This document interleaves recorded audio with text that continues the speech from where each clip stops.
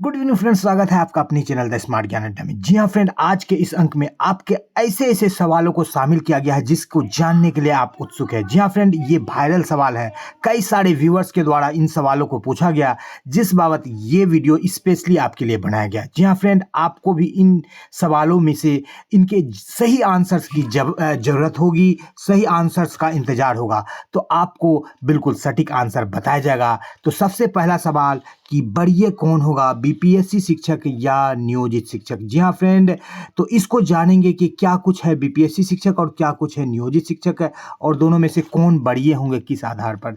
BPSC टीआरई-2 cut off में 5% की छूट के साथ जारी करेगा सप्लीमेंट्री रिजल्ट। अतुल प्रसाद का क्या कुछ ट्वीट आया है, देखेंगे इसको। के पाठक के आदेश को सीएम नीतीश पलटेंगे, संज्ञान ले लिया है। सक्षमता परीक्षा का डेट जारी हो गया है और बीपीएससी क्वालिफाइंग वाले को छूट मिलेगी। कब मिलेगी, कैसे मिलेगी, इन सारे पहलुओं पर कई सारे जो सवाल आ रहे थे, जिन्हें हम वायरल सवाल के श्रेणी में रख सकते हैं और जानते हैं इन सवालों के फैक्ट को, सच्चाई को, और रूबरू होते हैं। सीधे चलेंगे अगले स्लाइड पर और सबसे पहले देख लेते हैं कि जो बीपीएससी वाले शिक्षक हैं वो बिहार अध्यापक जो है कहे जा रहे हैं और जिला संवर्ग में आते हैं, और नियोजित शिक्षक भी जिला संवर्ग में आएंगे, लेकिन दोनों का अलग अलग कैडर होगा। संवर्ग दोनों का जिला ही होगा, लेकिन कैडर सिर्फ अलग होगा। और उस कैडर के कारण से जो होगा कि नियोजित शिक्षक और बीपीएससी शिक्षकों में कोई खास अंतर नहीं होगा, दोनों जिला ही संवर्ग के शिक्षक होंगे। ये विशिष्ट शिक्षक कहलाएंगे और वो विद्यालय अध्यापक कहलाएंगे। नियोजित शिक्षक चूंकि पहले से सेवा में है तो उनकी कोई परिवीक्षा अवधि यानी प्रोबेशन पीरियड नहीं होगा। दोनों के जो है नियंत्री पदाधिकारी डीओ ही होंगे। अब बात कर लेते हैं वरीयता। तो बीपीएससी शिक्षकों का जो वरीयता क्रम होगा, बीपीएससी शिक्षकों के लिए वो उनका मेधा क्रम होगा, जो मेरिट उनका आया है। और प्राइमरी टीचर से जो है 6 to 8 के टीचर बढ़िया होंगे, 6 to 8 से 9-10 के, और 9-10 से 11-12 के बढ़िया होंगे। लेकिन बात यहाँ पर करते हैं कि बीपीएससी शिक्षक और जो नियोजित शिक्षक जो सक्षमता परीक्षा पास करने के बाद बीपीएससी को ज्वाइन नहीं करेंगे, या जो क्वालिफाइंग मार्क्स ला चुके हैं, 40% जनरल के लिए था और अन्य श्रेणियों के लिए भी 2, 3, 4, 5% छूट देगी थी। एससी के लिए 32% था। जो क्वालिफाइंग मार्क्स ला चुके हैं या जो अभ्यर्थी सक्षमता परीक्षा देंगे और राज्यकर्मी का दर्जा प्राप्त करेंगे, तो उनको तो ज्वाइनिंग के डेट से राज्यकर्मी का लाभ मिलेगा और वेतनमान में थोड़ी सी बढ़ोतरी होगी, क्योंकि वेतन संरक्षण का लाभ दिया गया है, सेवा निरंतरता का लाभ नहीं दिया गया। तो कंफ्यूजन यहीं पर शुरू होती है कि सेवा निरंतरता का जब लाभ नहीं दिया गया है तो नियोजित शिक्षक बढ़िया होंगे कि बीपीएससी शिक्षक। जी हाँ फ्रेंड, इसी बात पर आपको कई सारे सवाल थे, इसका जवाब आपको दिया जा रहा है, बिल्कुल दिया जा रहा है। और आप देखिए कि जब सेवा निरंतरता का लाभ नहीं दिया गया, लेकिन नियमावली में ये बातें कही गई कि आपका जो प्रशिक्षण तिथि होगी, यानी कि डेट ऑफ ट्रेनिंग होगा, जो डेट ऑफ ट्रेनिंग होगा उसके आधार पर आपकी ज्वाइनिंग मानी जाएगी। और नियोजित शिक्षक जो है राज्यकर्मी के रूप में बिल्कुल उनका विलय होगा, न कि वो नए पद पर नियुक्त होंगे।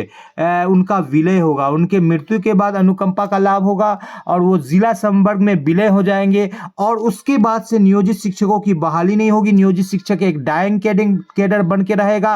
बीपीएससी के शिक्षकों की बहाली होगी। जैसे अभी के संदर्भ में आप बात करें, जो पुराने नियत वेतनमान के शिक्षक हैं उनकी बहाली नहीं हो रही है, वो डाइंग कैडर है, लेकिन उनको सारा लाभ मिल रहा है और नियोजित शिक्षक से और विशेष शिक्षकों से भी ज़्यादा मिल रहा है। उसी तरह से नियोजित शिक्षक एक डाइंग कैडर हो जाएंगे जैसे ही वो जाते हैं, और जो नहीं जाते हैं उनको जो सक्षमता परीक्षा पास करने के बाद या बीपीएससी क्वालिफाई करने के बाद जो राज्यकर्मी का दर्जा नहीं प्राप्त करते हैं या जो परीक्षा नहीं देते हैं या पास नहीं कर पाते हैं 3 अटेम्प्ट में, तो वो नियोजित रहेंगे, जिन पर सरकार अलग से विचार करेगी। नियोजित वाला सेवा तो मिलेगा ही मिलेगा, लेकिन जो शिक्षा नीति है, नई शिक्षा नीति न्यू एजुकेशन पॉलिसी 2020 कह रही है, उसके आधार पर जो है आने वाले समय में जो है अस्थाई या पारा टीचर या नियोजित टीचर नाम का कोई चीज चीज़ नहीं रहेगा तो सरकार के पास ये मजबूरी है और आप उस मजबूरी का फ़ायदा उठा लीजिए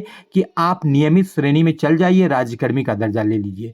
तो अब जो बात मुख्य रूप से आ रही है कि बढ़िया कौन होगा, तो नियोजित शिक्षकों की जो है संविलियन होगा, यानी कि वो उनका तो ट्रेनिंग का डेट से उनका ज्वाइनिंग माना जाएगा और ट्रेनिंग का डेट नियोजित शिक्षक का, हर एक नियोजित शिक्षक का बीपीएससी शिक्षक से पहले का है। इस हिसाब से सेम कैटेगरी में, जैसे प्राइमरी की बात करें तो प्राइमरी की बात करें या मिडिल की बात करें या हाई की बात करें कि यानी कि सारे के सारे बीपीएससी शिक्षक से नियोजित शिक्षकों का ट्रेनिंग का डेट पहले का है, इसलिए नियोजित शिक्षक बढ़िया होंगे। सेवा निरंतरता का लाभ दिया जाता सरकार के द्वारा, तो नियोजित शिक्षकों को काफ़ी ज़्यादा, कम से कम 15,000 तक वेतन में बढ़ोतरी होती। फिलहाल सेवा निरंतरता नहीं दिया गया है, सिर्फ प्रशिक्षण तिथि से उनको जो है उनका माना जाएगा सेवा को और उसी को जो है वरीयता का आधार माना गया है। इस आधार पर जो है नियोजित शिक्षक वरीय होंगे। अब बात कर लेते हैं अन्य प्रमुख बिंदुओं की, तो के पाठक के आदेश को पलटेंगे नीतीश कुमार। तो आपको पता ही है राजभवन ने भी संज्ञान लिया है, साथ ही साथ जो है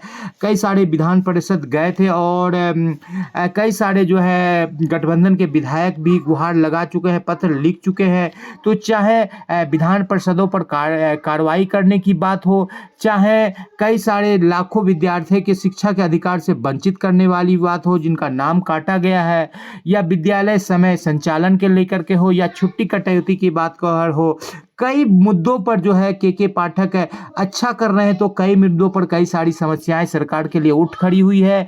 तो सीएम ने बिल्कुल इस पर संज्ञान लिया है और आश्वासन दिया है कि कई सारे उनके जो आदेश है, चाहे छुट्टी कटौती को हो, चाहे विद्यालय समय 9 से 5 के जगह 10 से 4 करने का हो, या कार्रवाई संजय सिंह जैसे विधान पार्षदों पर करने की बात हो, तो पेंशन रोकने का, वेतन रोकने का बात हो, उन सारे चीज़ों पर संज्ञान लिया जाएगा।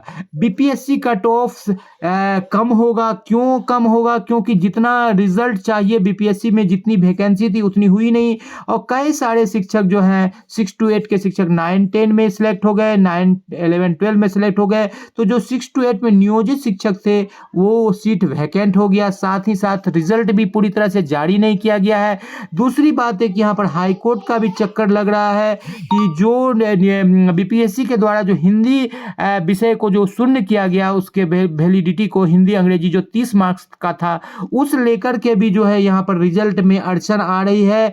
तो अब ऐसा लग रहा है कि बीपीएससी कट ऑफ जारी करेगी। जो रिक्त पद है जो बच गए हैं, चाहे 1 के लिए सप्लीमेंट्री जिस तरह से जारी किया गया था, तो 2 के लिए भी सप्लीमेंट्री जारी करेगी और 75% सीटों को मिनिमम उसको भरने का प्रावधान करेगी। फिलहाल अभी जो है 70% सीटों पर ही रिजल्ट आया है, अभी भी लगभग 30,000 रिजल्ट आने चाहिए। जो 1,10,000 रिजल्ट की बात कही जा रही है और जो रिक्त पद है उसकी भी बात कही जा रही है। और पोर्टल खोला गया है बीपीएससी का TRU 1 के लिए 30 दिसंबर से 1 जनवरी तक के लिए और TRU 2 के लिए 3 से 7 जनवरी तक के लिए आप अपने बातों को वहां रख सकते हैं।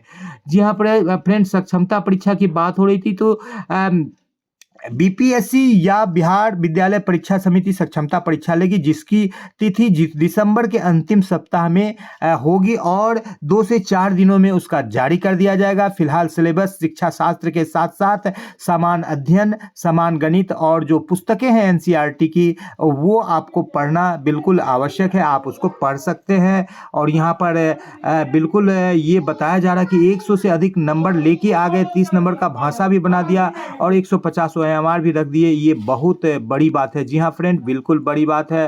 तो आज के अंक में इतना ही। जी हाँ फ्रेंड, क्वालिफाइंग को बिल्कुल छूट मिलेगा और जब नोटिफिकेशन जारी होगी सक्षमता परीक्षा की, तो क्वालिफाइंग वाले के लिए उसमें भी निकलेगा कि जो भी बीपीएससी क्वालिफाइंग है उनको सक्षमता परीक्षा से छूट दी जाती है और उनकी मेरिट गणना में उनको वरीयता देते हुए सक्षमता परीक्षा जो पास करेंगे उनकी मेरिट बनाई जाएगी। जी हाँ फ्रेंड, वीडियो पसंद आ रहा है तो लाइक कर दे, चैनल पर नए हैं आप तक सब्सक्राइब नहीं किया है तो सब्सक्राइब कर ले। द स्मार्ट ज्ञान अड्डा आपका अपना चैनल है साथी, जो आपके उज्जवल भविष्य की कामना करता है।